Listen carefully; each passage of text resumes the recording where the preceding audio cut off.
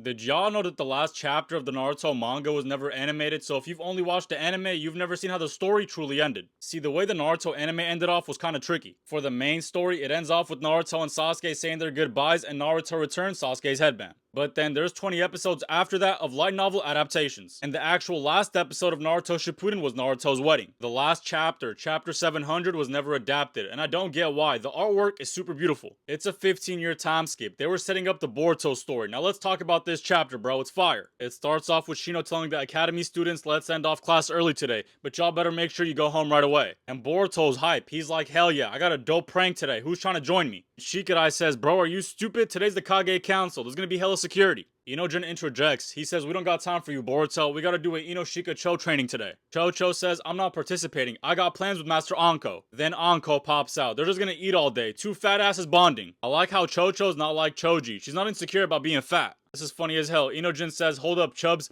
And she says, so I'm plump. Sue me. We see baby Himawari and Hinata at Neji's grave. RIP the GOAT. Then we got Rock Lee and Metal Lee training their asses off. This is typical. Youth lives. Hell yeah. We're just seeing the Konoha 11 students and what they're doing with their life nowadays. We see Tenten. She's a weapon shopkeeper. And she says she hasn't been able to sell anything lately. She's dead broke. And we see Ginkaku and Kinkaku's weapons right there. Boruto's walking through the village. He says all his homies are punks and Sarda's stalking him. She's got a crush. Shikadai goes home. He greets his uncle Gaara and his mama Tamari in a very casual tone. He's just like his pops. He's way too nonchalant. And then we see his other uncle Kankuro. And then we see Kiba. He's sweet talking the hoes. He's straight capping. He tells this lady, yeah, I was about to be the 7th Hokage, but I turned the position down. Right, Akamaru? And why does Akamaru look like he's on the verge of dying? Is he too old or is it the sun? The Inoshika Cho training is about to start, but Ino is pissed because Shikamaru and the kids are late. Of course. See, but Choji's wife Karui is an outsider. She's from the Cloud Village. She doesn't care about Lee Village traditions. She says, is it really necessary for them to learn combination attacks? And now Ino's more pissed. She says, this has been passed down from generation to generation. You better shut up, lady.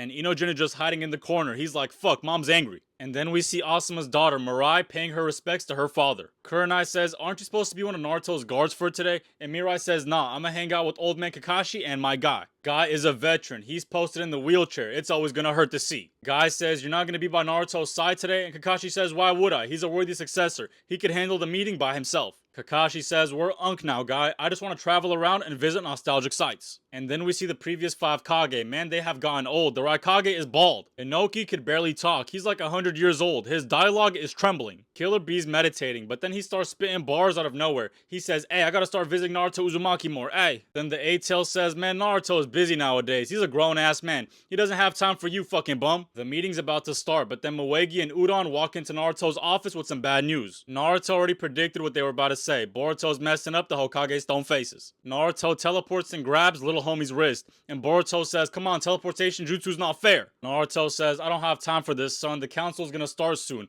And then Boruto says, clean it up with me then. And Naruto realizes his son just wants his attention. Konohamaru's a hypocrite. He says Boruto's a brat. He forgot he would do the exact same thing with the 3rd Hokage. Iruka's really the kindest character in Naruto. He says Boruto's just a boy. He'll understand one day, but until then, be patient with him, Konohamaru. Naruto's lecturing Boruto now. He says, listen, buddy, everybody in the village is part of my family now. There's times where I can't just be your father. I realize it might be painful for you, but you have to start learning to endure if you're gonna be a ninja too. That's real shit, that's real shit. Konohamaru, you about to piss me the fuck off, boy. He's going crazy on Boruto. He's just glazing Naruto straight up, and Naruto thinks in his head this is the exact same dynamic as you and the 3rd Hokage. He calls out his hypocrisy. We see Sakura. She's looking like a baddie housewife. And Sarda says, boys are so stupid. And Sakura says, it was Boruto again, huh? Sarda smirks and says, you know what? Boruto's a lot like me, though. I'll rock with him. Then we see Sasuke roaming a forest. This is the moment he was going to meet Shin Uchiha. The Kage summit's about to start, and a lot of them are hounding Naruto for being late to his own meeting that he's hosting. Darui says, cut him some slack, man. We all know we're busy nowadays. And Gaara says, enough with the small talk. Let's get to it. It ends off with Kurama sleeping, and we see the One Piece Jolly Roger painted on Naruto's stone face. This is all the evidence we need that One Piece fans and Naruto fans should never be beefing it. Now this is actually the last panel of the Naruto manga. It's a callback to the first page of chapter 1. This is the first page of chapter 1. Let's read them together.